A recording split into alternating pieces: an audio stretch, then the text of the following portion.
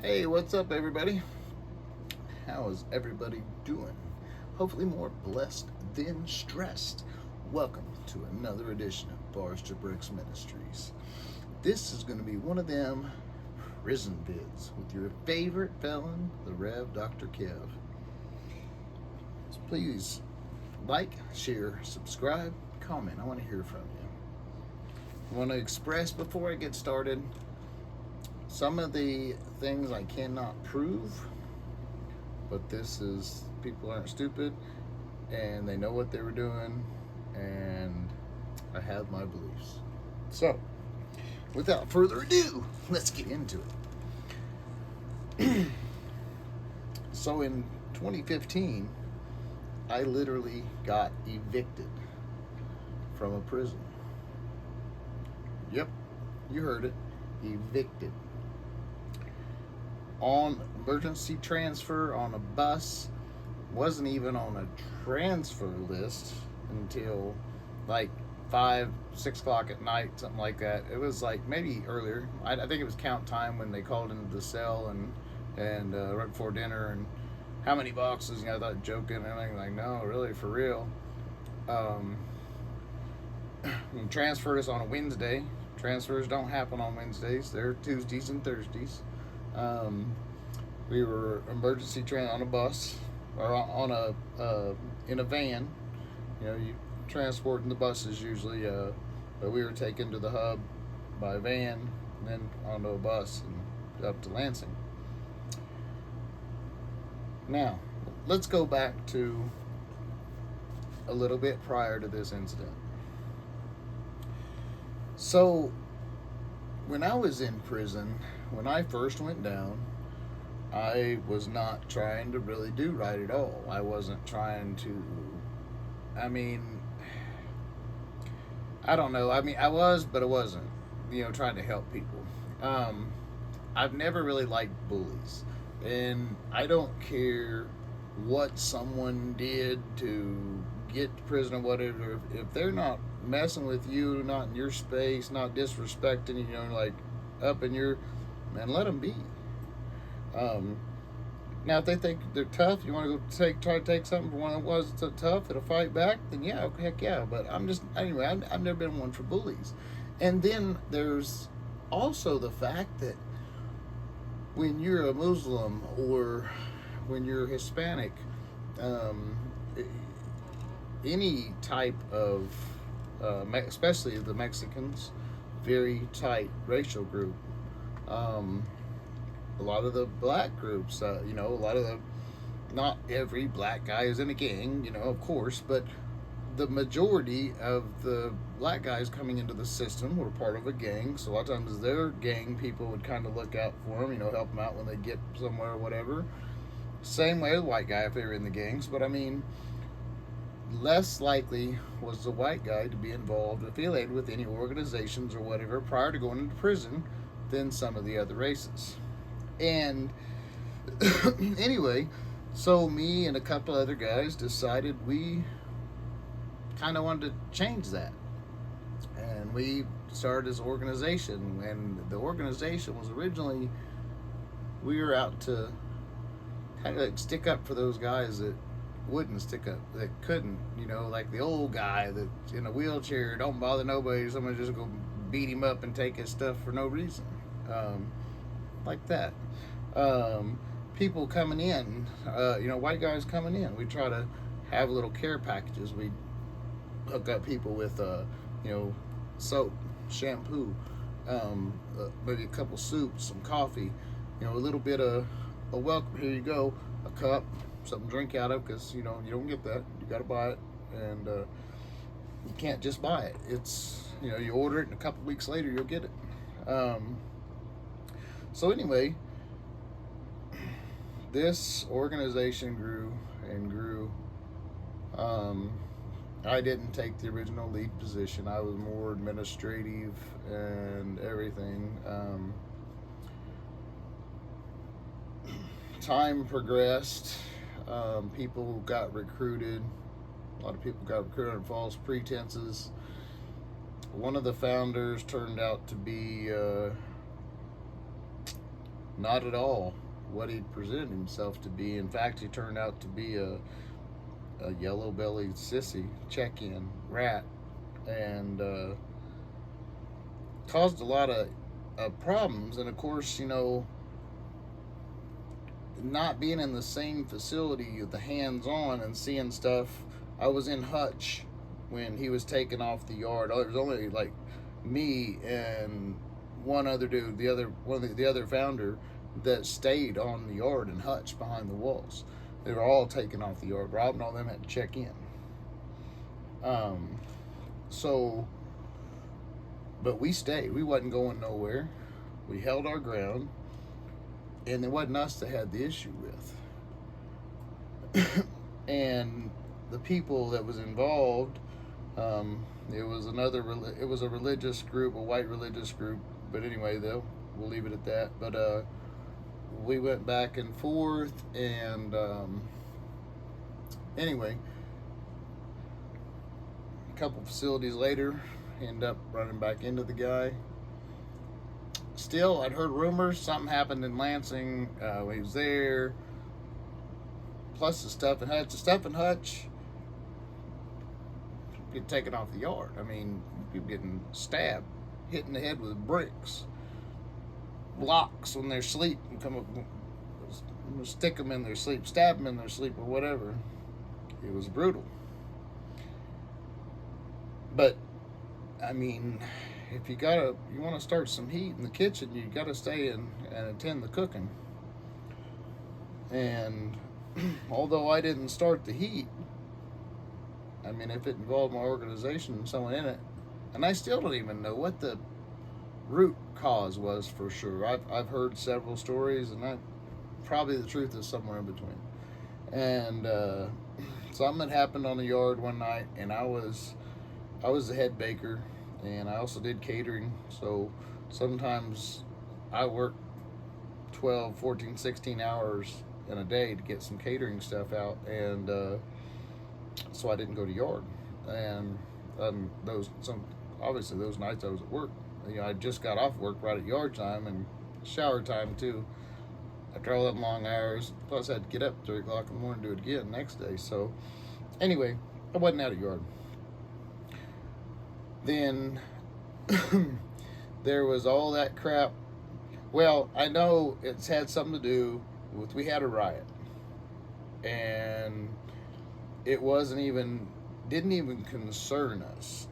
And somehow some idiot that this other idiot had recruited got us involved.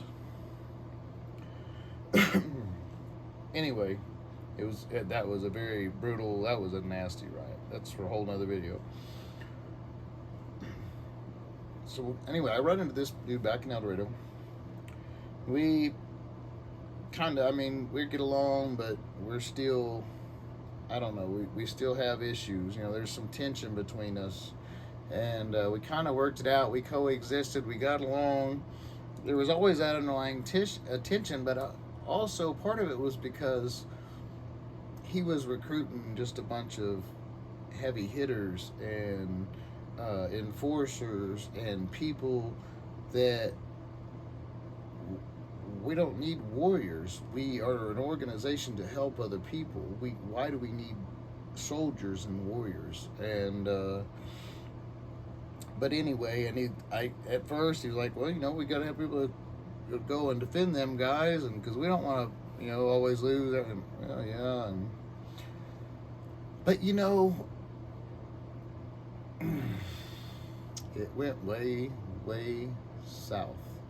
We had people got in there, started turning into a racist organization. We weren't racist.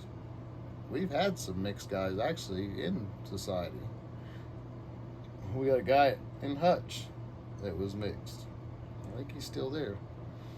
I guess he stayed on the yard too. OQ stayed there too. But so there was the three of us. But I don't know. Anyway, we coexisted, but yet we were growing, and we at one point had about 35 guys on the yard in El Dorado, and we It's not a secret. I hate divulging this information because it admits my wrongs, but you know what? At the same time, I admit my wrongs, and statute of limitations is up on everything, so it can't come back on me. And also, it just maybe it'll help somebody from making the same mistakes in the future. So, but anyway, we'd grown in numbers. We kind of had a little bit of control on the yard, and albeit while he held the keys, I was still right there, and I was usually the one that went to the shot caller meetings because I'm a little more diplomatic. I'm a little more. Everybody likes me, and I don't know why. I just have that magnetic personality, I guess. I got along with all of them, and it's because I respect everybody's culture, whatever your gang is or whatever. I mean, I respect it. I may not believe in it or whatever, but I respect you, and you stand on your beliefs or whatever. But anyway, there was some decisions made. We took over a religious call out. The leader of that call out was his religious necklace was ripped off his neck by our guy and handed to a guy that didn't know this at the time, found out later, but I knew he had a sex case of some sort, but he had said it was Romeo and Juliet, and I just bought it. And, well, it wasn't. It was Romeo and Romeo, a 12-year-old Romeo. But anyway, here nor there, but which is an ultimate slap in the face for that religion, because they don't allow homosexuality or child molesters in their group. So that was kind of a double. And that happened. I had so much money coming in. EAI and Black Suits harassed me constantly. They tear up mine and Eric's cell constantly. Our office, they were interrogating all the different staff and stuff because they swore that they were bringing stuff into me and this and that. And I had stuff coming in. It wasn't from not a one staff member they were talking to. It was much higher than that. It was so, but I mean, that's here nor there. But they knew I was doing something. They knew I was running this organization. People were telling on me. I had a lot of haters as well as a lot of people that liked me because of people would look at the face value of the case, not know me. How the heck is he doing anything? Why is he shouldn't even be on count anywhere. And because if you have a case, you cannot be on count. You are not, you ain't making, nope, unless there's it's something that's a case, but kind of look at the facts, you know what I mean? Got questions on that, go back to the video. It's on my channel, it's the intro video, so bad choices or bad decisions, lifetime impacts or something to that effect. But anyway, so I had these haters, and I'd been trying to take off the yard in every way. I had people run up and push up on me. You need to leave the yard. You need to check in. Nope. You can't be on this yard. Man. Well, my mouth ain't bleeding, and I'm still standing here, so evidently I can. They tried putting hits out on me. I didn't hardly go to yard. They put hits out on me. I went to every yard. Eric wanted to strangle me. But,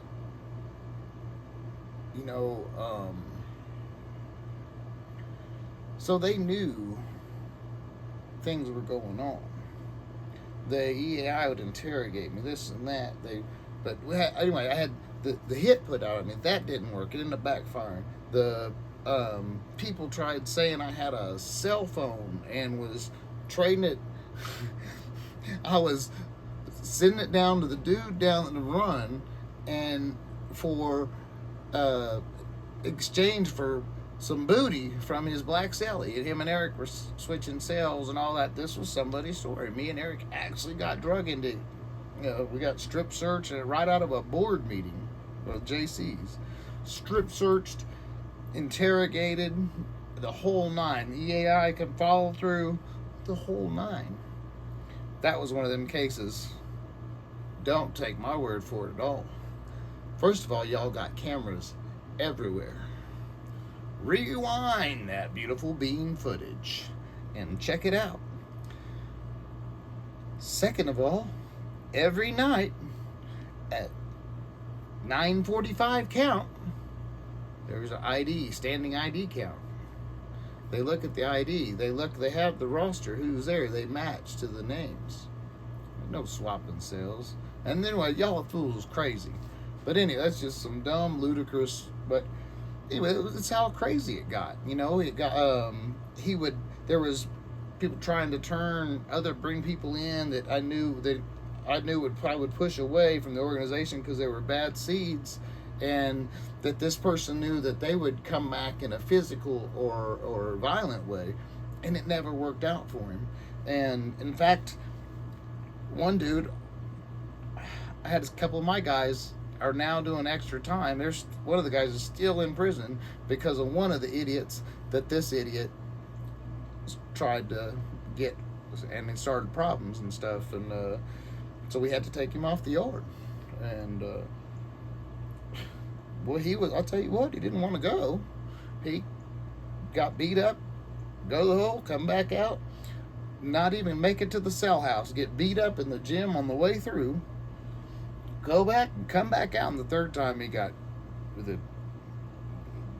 beat bad, got locked with padlock and everything, and the guys involved in that got charged, and they got an extra 15 years. But I mean, it just again, it's not what it was supposed to be.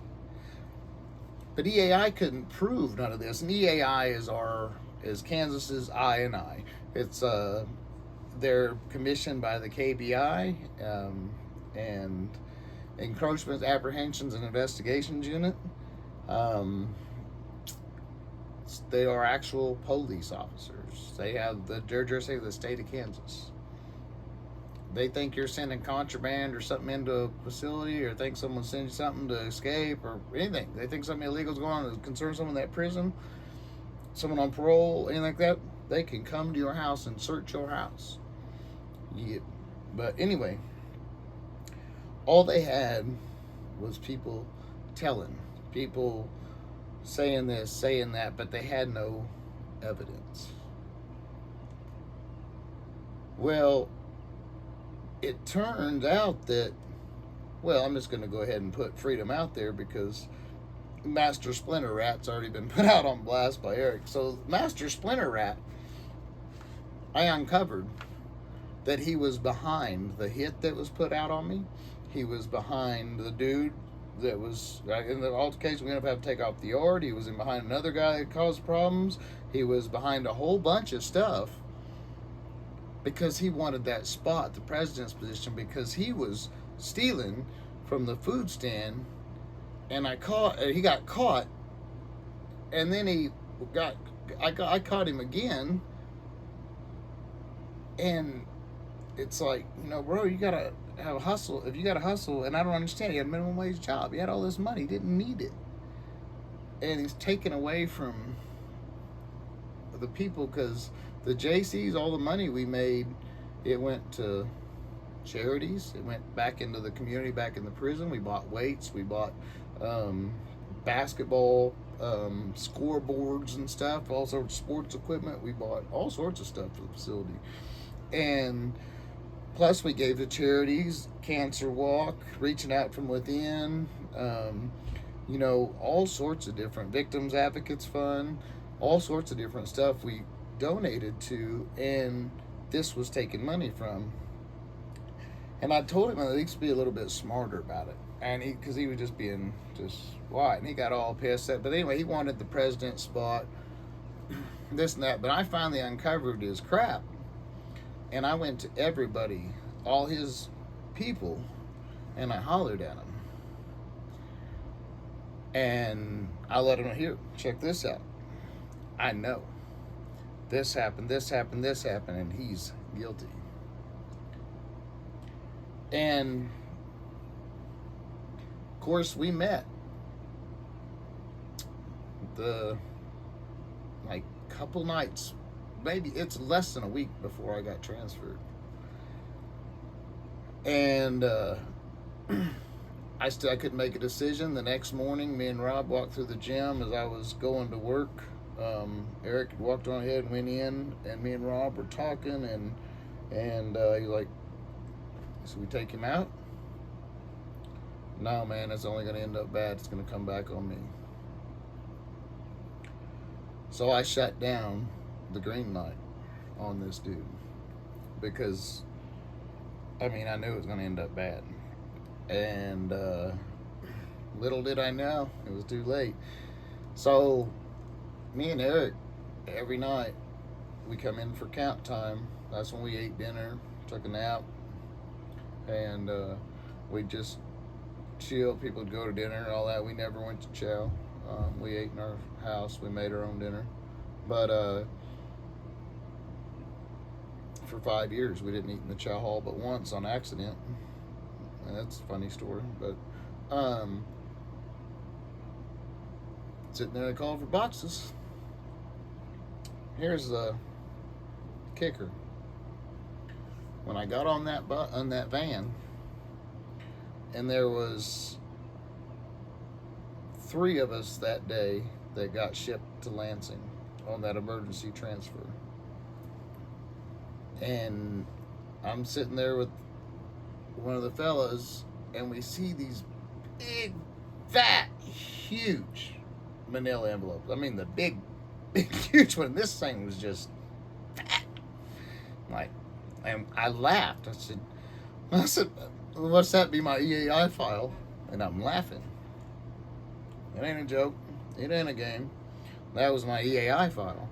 So I get to Lansing. And here's the thing. Let me back up a little bit. I said prior that that gentleman had caused all these issues in Lansing, and so did some others. And we were not welcome in Lansing. For all you don't know, Lansing is a little bit different of a world than Hutch. Hutch is a violent world, but yet, in a lot of ways, Hutch is a lot more peaceful than Lansing.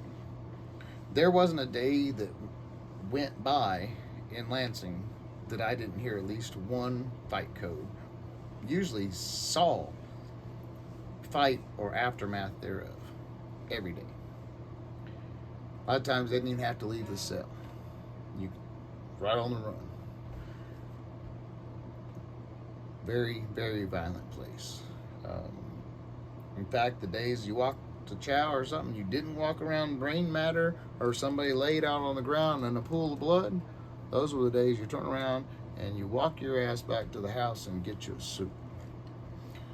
If you ain't got a soup, drink some water, because you don't want to be in the chow hole. Something's about to go down. Violent place. We were not allowed there. There was no one on the yard there except for one guy in the medium who was no longer, he just like went silent in a private industry job and all that, and no disrespect, nothing against him because he's good people. Had my back in Lansing. But get to Lansing, 3 of us got there. There was 3 older guys that had been kind of laying low and just there. And I mean, one guy, they knew that he was society, but they just kind of let him go. I don't know, for some reason Slim just got the pass on a lot of for a while, but I think a lot of it's because they used him for a lot of stuff. But I get there and walk in, go to a 5-man cell, and the y'all for that group that we had just took off the yard in El Dorado a couple months before was my cellie. The y'all is like the second in charge for their call out. Thankfully, it was someone I knew. So he's like, Kev, what, man, bro, what's up? And I voted against it.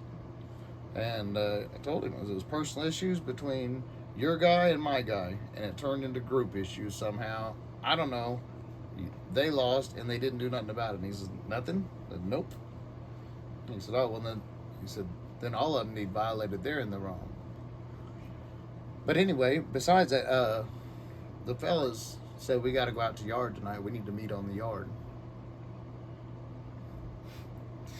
Well, this ain't good at all. The fellas are deep in Lansing. The fellas all have weapons in Lansing, and they've been there a minute. We just got there. Except for the couple that have been there that have been laying low. Didn't have no bangers or nothing. Bangers or stabbers, stickers, you know, the shank is the word I was looking for. But nobody had bangers. 6 of us walked out on that yard with over 30 of them. I ain't gonna lie, I was a little bit scared, but I wasn't gonna not go. And I met up with them. We had a talk. We discussed what had happened there. We discussed what had happened prior. We discussed what was going to happen next.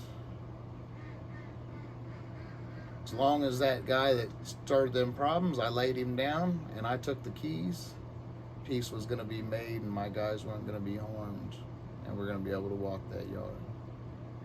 Now, mind you,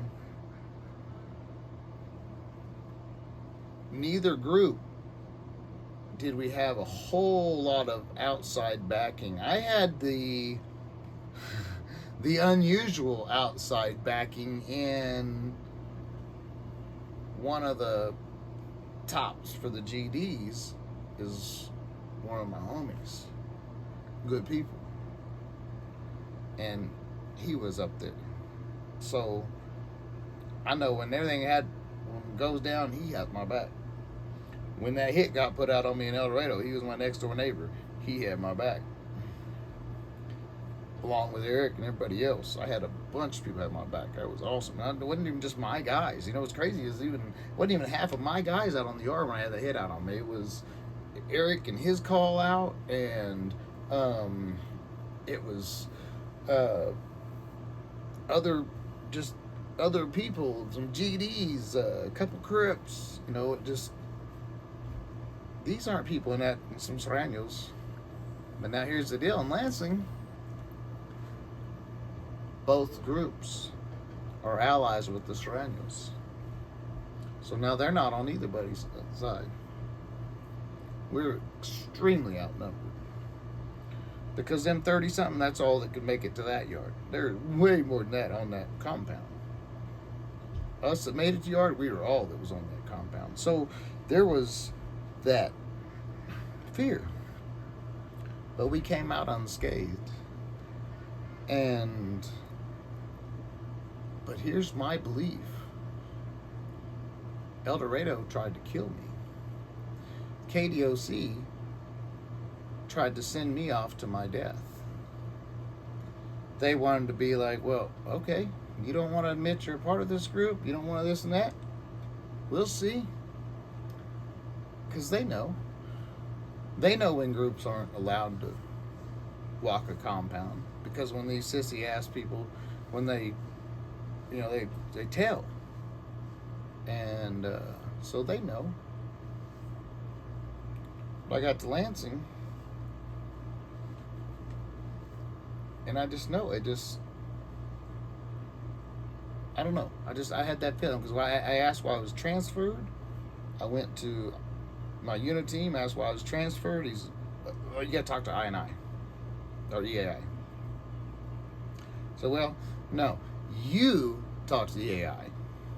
Tell them I am over here in 513, and this 5-man up on the top tier, you just have him come up to me, to my cell, and talk to me.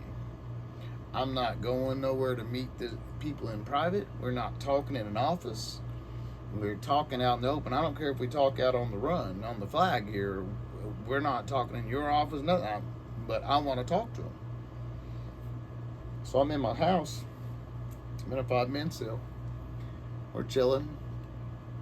And, of course, they're on 3 from the front. It means the police coming.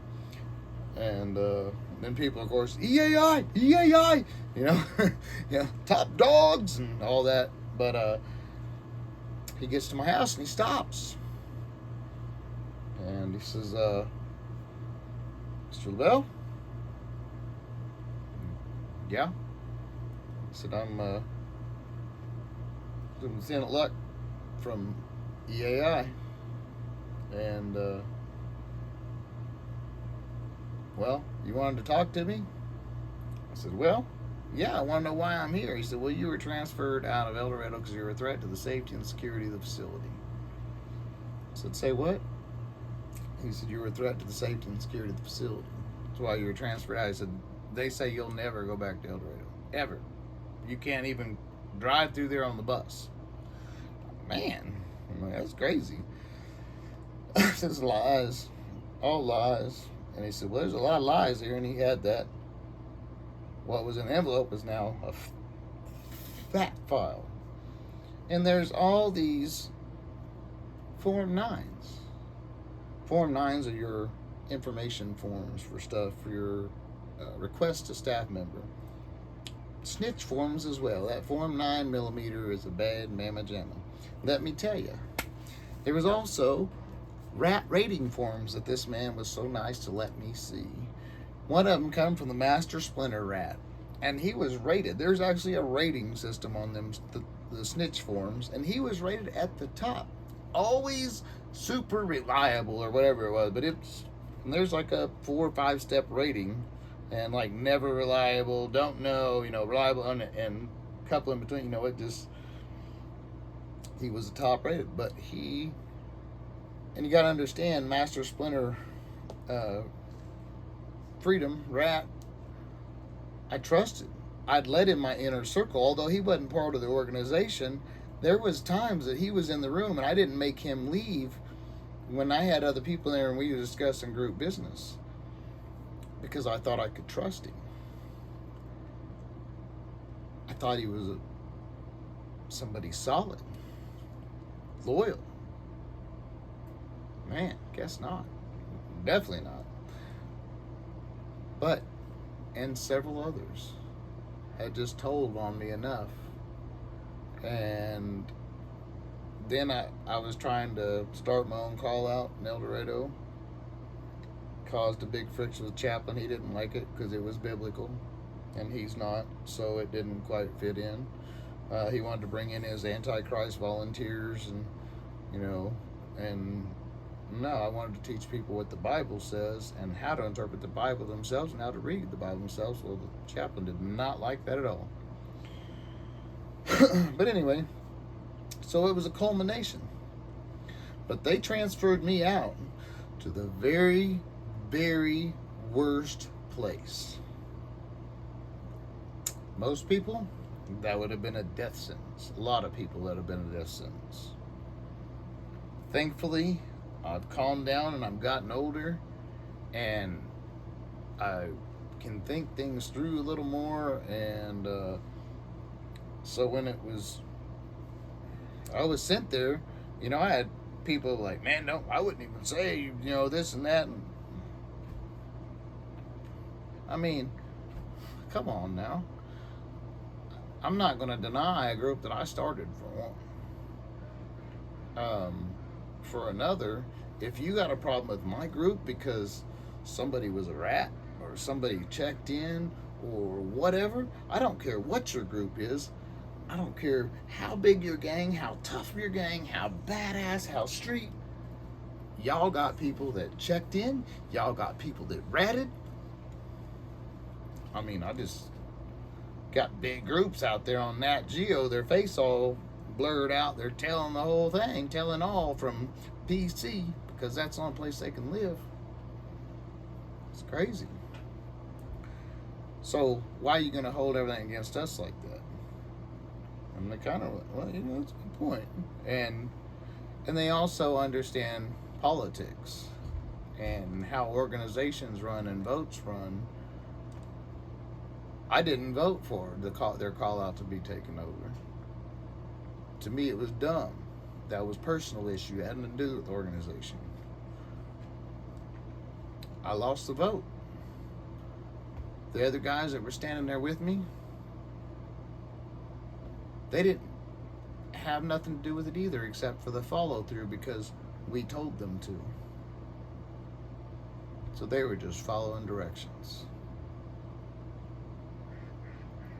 So anyway, we kind of it didn't quite work out in El Dorado and KDOC's favor. I ended up doing okay on the max yard. Doing great. Then I said with the medium, did even better. Started working Impact. Got a CSR, customer service rep. Had my own cubicle and office and talked to customers from NASCAR, Jack Daniels, Absolute Vodka, all these different wines and stuff like that. And these huge corporations, Michelin, Goodyear, the Major League Baseball teams, football teams, college football teams and stuff. I used to talk to all their merch people, and it's crazy. Just like I was on job on the streets. I don't know if they knew I was a prisoner or not. I didn't know, hey, I'm Kevin, I'm a prisoner here, and hey, I'm customer service rep with Impact Design. That's all that you would say. But I mean, it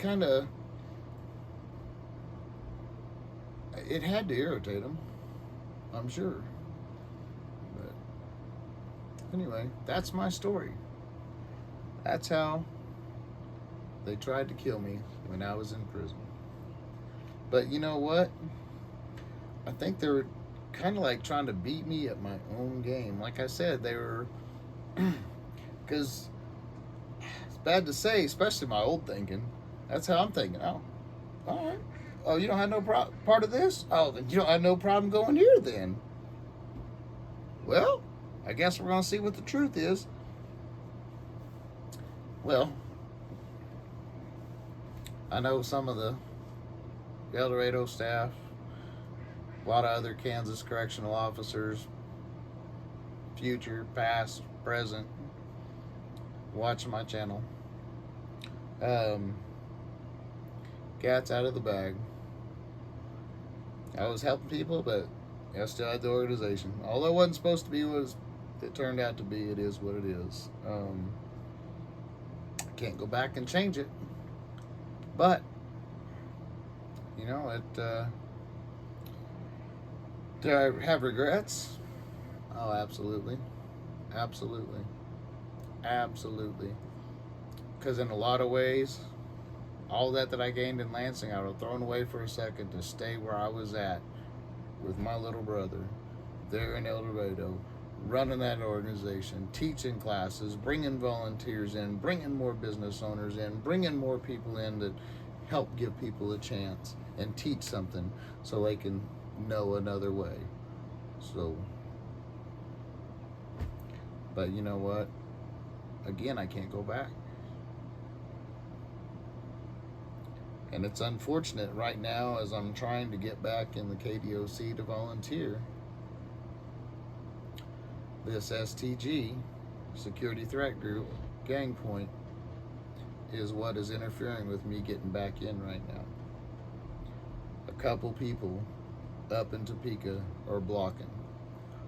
I think I have a couple other ministries blocking me too. I'm pretty sure. At least one of them's blocking me. But it's okay. God's going to weed that out and take care of them. He knows who's on his team and who's just faking for it. But who's in it for the money and who's in it for the ministry. I'm in it for the ministry. I'm not in it for the money. If I was in it for the money, I definitely would be doing a lot better than I am. I don't make hardly anything from the ministries.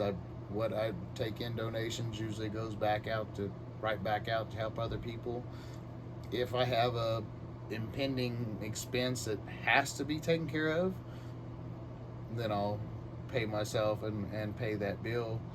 But unless it's the lights or something It's nothing major. If I'm not going to go to jail or starve, or my niece and nephew, brother, sister not going to starve, we're going to do without, then it's not that serious. It's for the ministry. It's to help people. I don't need nothing. I lived in a 9x12 cell for 13 years. Hell, I'm in the free world. I'm still in this, I don't know, 15x20 maybe room most of the time. You know, my office / room, everything. Except when I'm out, you know, community stuff like that. But if I'm home, I'm usually right here. But there's some of that stuff we don't get over. But anyway, gone on too much, too long. If y'all are still here, thanks for watching. Appreciate y'all. Love y'all. Keep your heads up. If you want to donate to the ministry, please do so. We could really use the help right now. We've got some projects coming up that we want to do, and the funds are just not there. I'm praying the funds are going to be there, and that we get some help. But thank you very much. God bless. I hope y'all just enjoyed this video and are more blessed than stressed. Remember, Gandhi said, be the change that you want to see in the world. That's why we here at Barstow Brick Ministries are being that positive change that we want to see in the world. Rev Dr. Kev, I love you all, and I'm out.